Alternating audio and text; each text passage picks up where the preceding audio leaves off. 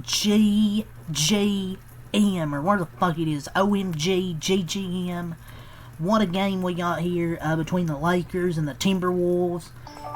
The Timberwolves were down by like, what, 13 points with like 3 or 4 minutes left? And they came all the way back to take a 1-point lead with about 10 seconds to go, and then they used their foul to give, so there's 6 seconds and about 7 seconds left, and heartbreaker for Minnesota, man. Last time they led was when it was like 58-57, I think, in the first half, and they were down by as many as 20 points. The Lakers they did technically blow that 20-point lead, but they won, so I guess in the end, it doesn't even matter. But yeah, man, heartbreaker for Minnesota. They came all the way back to take the lead just to lose at the buzzer. Austin Reeves, we'll talk about his game tonight. An amazing performance from Austin Reeves. He didn't shoot his best tonight, but he still had a 28-point, 16-assist game, including the game winner. But yeah, Jake LaRavia was a big piece tonight. Outside of Austin Reeves, he had 27 points. What a game from Jake LaRavia tonight. But yeah, Austin Reeves was the hero. No Luka, no LeBron, no problem. I mean, I know Anthony Edwards didn't play, but still. A really good effort, though, by Minnesota. But that last play, Rudy Gobert. One of the biggest frauds ever in the NBA. I'm not sure Gobert should have been in the game. Also, I wonder how he feels knowing he's probably never going to win a Defensive Player of the Year again, dude. He cannot stop a ball handler in crunch time. That was just awful right there, man, by Rudy Gobert. Got absolutely cooked.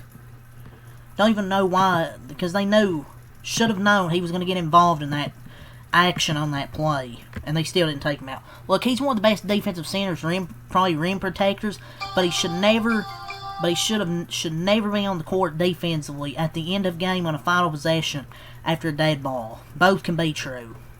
Defensive lapse right there. They still haven't learned to take Gobert off the floor in close late game situations like that. Gobert on the switch. I mean, pathetic. You can't keep trying to defend Rudy Gobert when players constantly, you could use those two words, attack him in clutch moments like that. Should have took him out. You can't allow Rudy Gobert to get switched on to Austin Reeves, and what do? Allowed it to happen.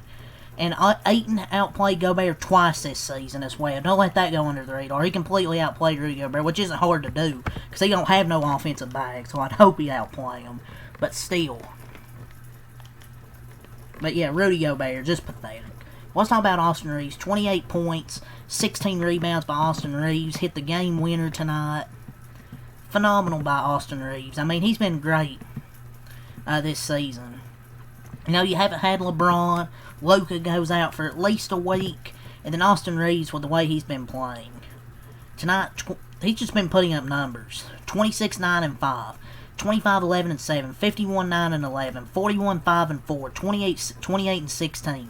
He's been putting up numbers. 28 points, 16 assists, 2 steals, 1 rebound, and the game-winning shot. Right there. Did he shoot his best tonight? No, 9 for 24. But he hit the game-winning shot when it mattered most. And he's really good, man. He might have to they might have to pay Austin Reeves, honestly. And people are like, oh, show free throws. He only took 7, so you can't use, oh, he took this many free throws. No, he only took 7. This is probably, I guess, his, quote, worst game, but even then he still had 28 and 16. He just didn't shoot his best night, but he hit the clutch shot, showed up when it mattered there on that clutch shot. So he had 28 points, 16 assists. What a start to the year, man. Just such an insane start. Can you believe this dude went undrafted? Yeah, he actually went undrafted. I forgot he actually went undrafted, but the guy is going to show up in big moments. I'm not surprised he's done that He's got better and better and better as in each season.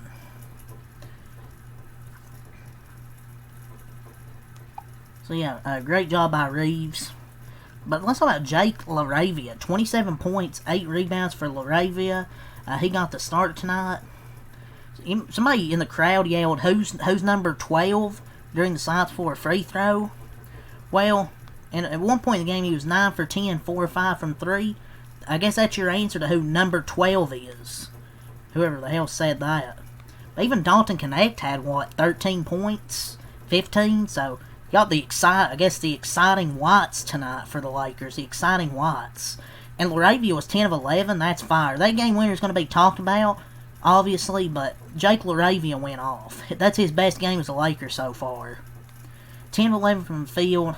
27 and 8 with 1 steal and 1 block. 2 stocks. I guess they call them stocks.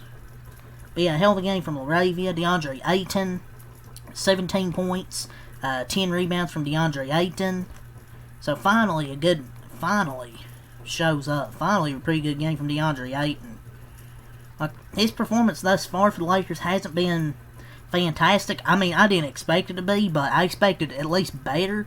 But, gotta give him credit tonight. Good double-double game from DeAndre Ayton. Because he's got to at least be somewhat of a difference maker for this team. I know he's not an elite center, but he's got to be at least some type of a good player for this team. So, good performance tonight. Rui, 17 points, 4 assists, 5 rebounds for Rui. He was 7 of 14 from the field tonight. He's been really efficient these first few games for the Lakers. He had 18 against Sacramento, 16 against Portland, 17 against Minnesota. So he's been really efficient these first few games.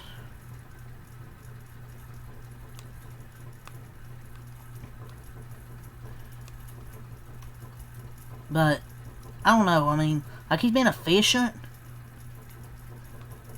And him on the defensive side of the ball is just rough at times. And the clutch, not great. I thought he was efficient throughout the game, but along with the last few minutes, though, he was terrible the last few minutes. Jared Vanderbilt, 3 points, 4 assists, had 12 rebounds.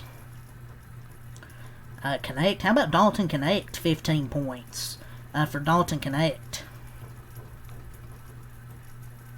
Incredible win, though, by the Lakers, but I gotta say this, J.J. Redick should have went Vanderbilt instead of Connect for the fourth quarter. The defense, when they had Connect out there, I don't know, dude, just got cooked.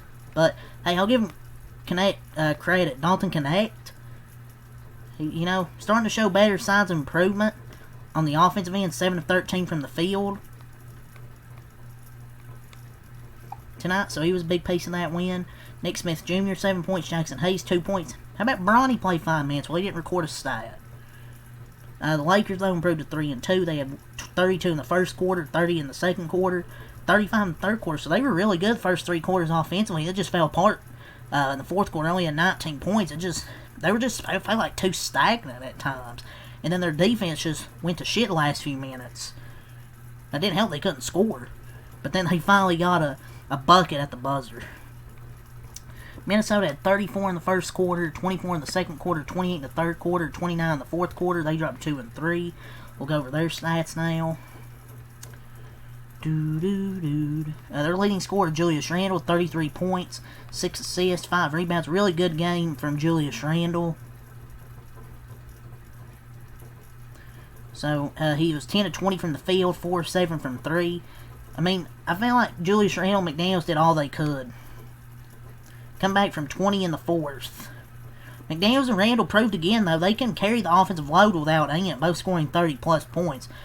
The issue that remains is the defense and consistent effort and focus.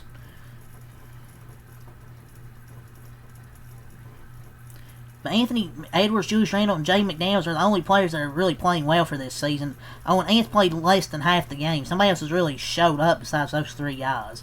But Randle and McDaniels combined 66 points, 21 of 39 from the field, 7 of 11 from 3, and 14 of 15 from the line. I'd love to be mad about this game, but it was an elite game for Jaden and Randle. More importantly, not, but most importantly not, everyone knows that Rudy is washed beyond a shadow of a doubt. Especially on the defensive side of the floor. But McDaniels, 30.7 rebounds. Gobert, 9.6 rebounds. Including getting cooked on that last play. He is so damn slow and uncoordinated. Former defensive player of the year. Oh my lord. This guy's trash. Divinchenko, 14.6 assists. Mike Conley, 8.6 assists. He's like Celtic Shaq out there. Dillingham, 8.5 assists. Terrence Shannon, 16 minutes, he didn't score. And Najee, only 5 points in 22 minutes, so you get much from him. It was really Julius Randle and Jay McDaniels kind of carrying the way. He got 14 from Divinchenko. For the T-Wolves, they shot 50 from the field, 50 from 3, 81 from the line, 34 boards, 9 offensive, 25 defensive. 30 assists, 5 blocks, 8 steals, 18 turnovers, 40 in the paint. 23 fouls for the Lakers, 54 from the field, 35 from 3, 68 from the line. 40 total boards, 11 offensive, 29 defensive, 34 assists, 5 blocks, 7 steals, 18 turnovers, 16 in the paint, and 22 fouls. So, yeah, 116-115, Lakers win a buzzer beater, hell of a game to end it. So, yeah, looking to a short-handed Lakers team, though, that is poor depth to start the season is not great. I mean, yeah, I know they don't have Anthony Edwards, but even then, I thought it's a game they could have won.